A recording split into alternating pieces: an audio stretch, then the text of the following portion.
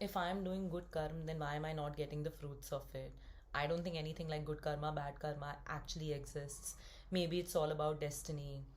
Maybe it is about past life karmas. Then where will we go from this life? Like, what about the good karmas that we are doing in this life? I'm answering all these questions in this video. But before I get into that, first a short story time.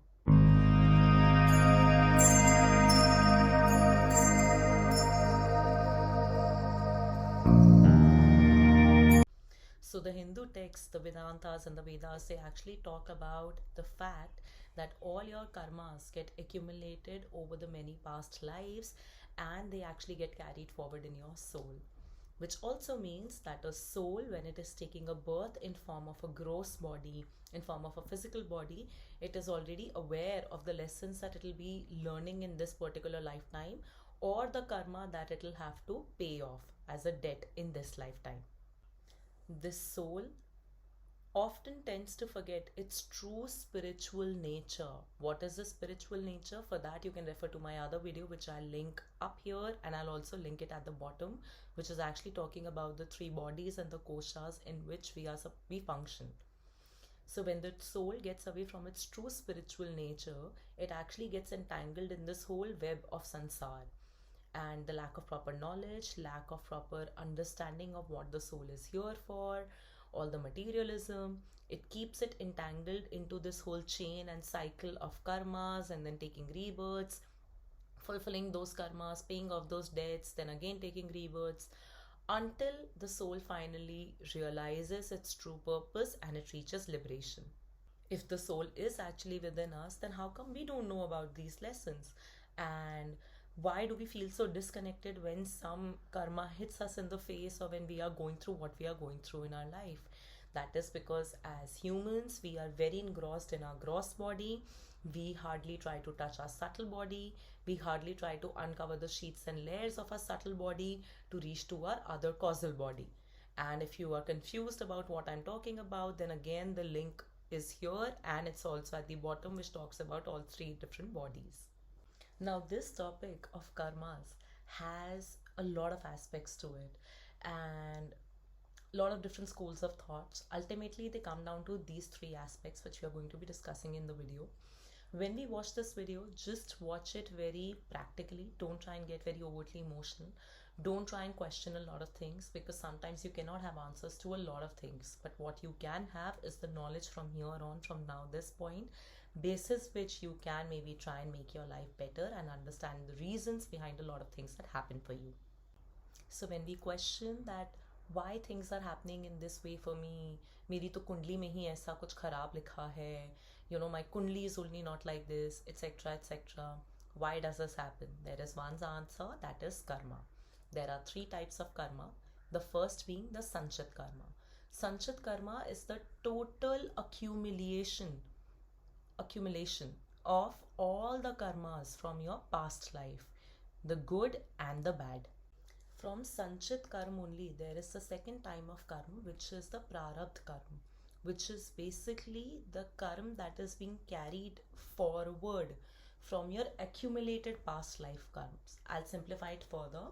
I said that there are three types of karma. The first being the Sanchit karma, which is the accumulated past life karma, or which is also the good and the bad. And from that particular box of karma of past life, certain karmas are carried forward into this life, which is the prarabdha karma. Why are karmas carried forward into this life, and why could have we not paid off all the debts of our karmas in the previous life only? Sometimes the karma is so big, good or bad, that one lifetime is not enough to pay off the debts. And that is the reason, from that total accumulation of sanchit karma, whatever karma still needs to be paid off as a debt gets carried forward in your current life, which is the prarabdha karma. These can be good karmas also, these can be bad karmas also. Just think of some real personalities like Hitler, or like General Dyer, if I'm not wrong, the one who did the Jallianwala massacre. So if you look at their personalities, the karma that they did, which is killing of so many people, is so huge that you really think one life is going to be enough in regards of them paying off their debts? No, right? That is the reason these karmas get carried forward from the sanchit karma into this life called the prarabdha karma. This prarabdha karma is actually what makes up our horoscope also. So like why a child is straight away born into a poor family, or why a child is straight away born into an Ambani family, this is all a part of your karmas also coming from your past life, from sanchit karma, which again can be good or bad. The now karmas, which are the prarabdha karmas, make up your horoscope. उसमें से जो भी left over रह गया, which was not enough in that lifetime to give you the fruits or to make you pay off the debt of those karmas, they get carried forward into now, and then they become your horoscope, your natal chart. One analogy to explain this, what I can say is, like, suppose if you were somebody who was really mean to women and who was really evil to women in your previous lifetime, then in this lifetime the placement of your Venus is going to be such that it is not going to give you the desired or the right results. Similarly, if you were somebody who was extremely respectful of your teachers, of your mentors, or of your guru, again in the same lifetime, your previous lifetime, then most likely Jupiter is going to give you great benefits in this particular lifetime. So like I said, it's a mix of both good and your bad karma from your past life, which is the sanchit karma, that you bring to this life, which is your prarabdha karma now. Now let's quickly discuss that why sometimes even if we are great in this particular lifetime as humans, we do not get the desired happy karmas coming our way. This can be explained with the same example or with the same reasoning, that in your past life your karmas were so bad that in this lifetime you're still paying off that debt. So suppose if you are somebody who has been in an abusive relationship, or you constantly fall into like a track of bad relationships, or your career is not going anywhere for a very long time and it just doesn't seem to be making any sense, if you're financially very weak, then all of this, even though you could be like a great person in this lifetime, but why you are still getting the not so happy results in your life is because of your past life karma accumulation, and you still have to write off the debts within this lifetime, because if you don't do that, then they will be carried forward yet again to your next lifetime. That's one thing. Second thing, sometimes your past life karma can be so huge कि maybe आपने किसी का इतना major financial loss करवाया हो बहुत ही vicious and conniving way में, that's why in this lifetime maybe till the very end, if that karma was so huge, you would be paying off the debt. Similarly, sometimes people say that this person is so nice, this person is so conniving, they are so manipulative, they are so evil, and how come they are living a great life? That is because in their past life maybe they did some great karmas. They could have also done some bad karmas also. So then what happens is, it's a basic math. Like suppose maybe alone based on their good karmas, maybe the person that you're comparing yourself to, क्या पता उनका सीधा 1 CR का job का package लगना हो, but because they also had done certain bad karmas, instead of getting a 1 CR job package in US, maybe they are actually stuck on a package of like 40 lakh in India.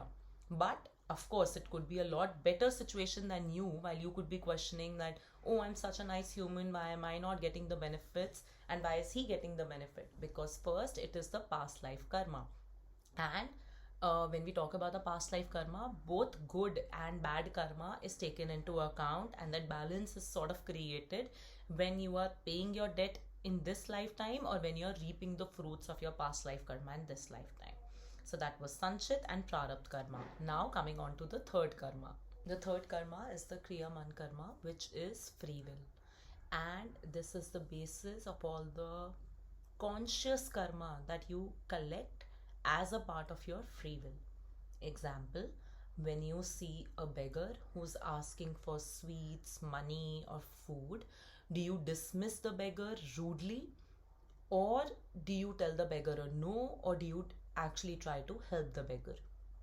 So all the karma that you're creating, that you are collecting as a part of your choice, the decisions that you're making consciously comes under free will. And this is the most important karma that you can actually collect in this lifetime. All the conscious, mindful choices that you make to ensure that you're collecting good karma with good intention. The soul is also very smart, so are the energies in the universe. Anything done with a very vile intention, which is seemingly good, is not the right thing to be doing. A very good example of this is some people, when they do any sort of donation, they would be making like hundreds and thousands of stories on social media. They would be interacting with each person whom they are donating to individually, publicizing it. So again, the intention check, was the intention of that to actually educate people to go out and donate, or was the intention of that just to show, hey, I did a great work?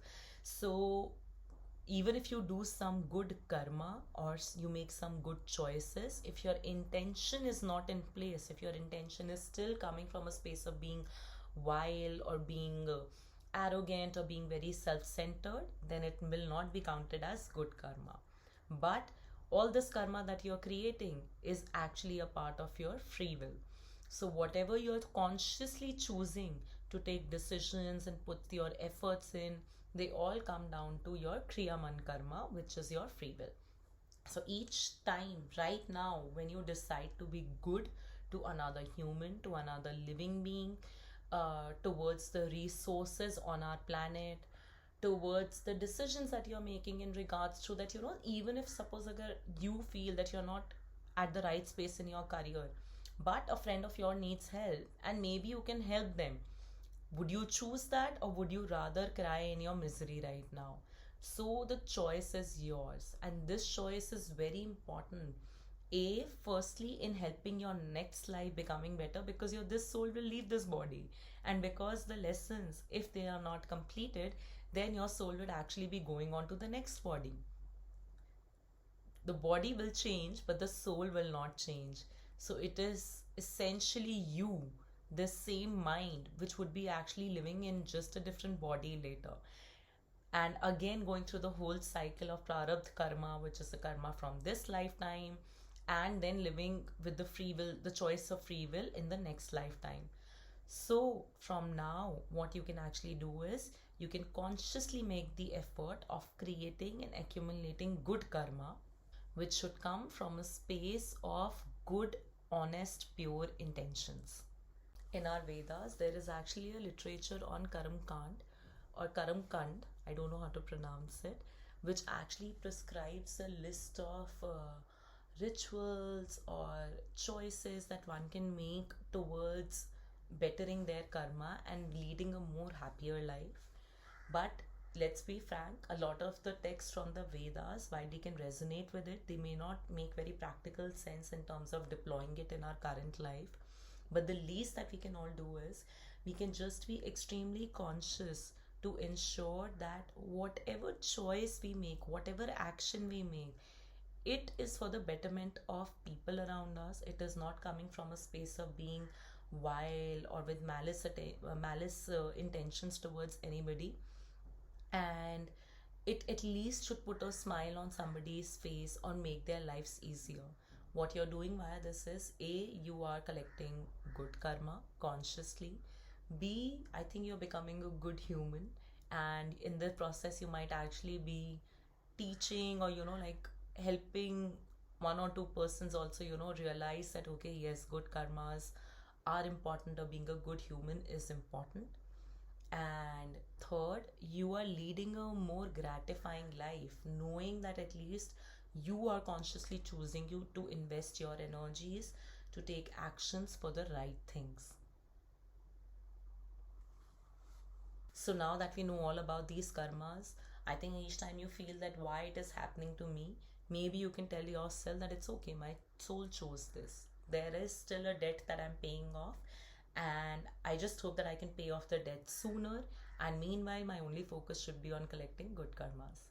I hope this video helped. If it did, please subscribe to my channel and also follow me on Instagram. And I'll see you next time. Bye.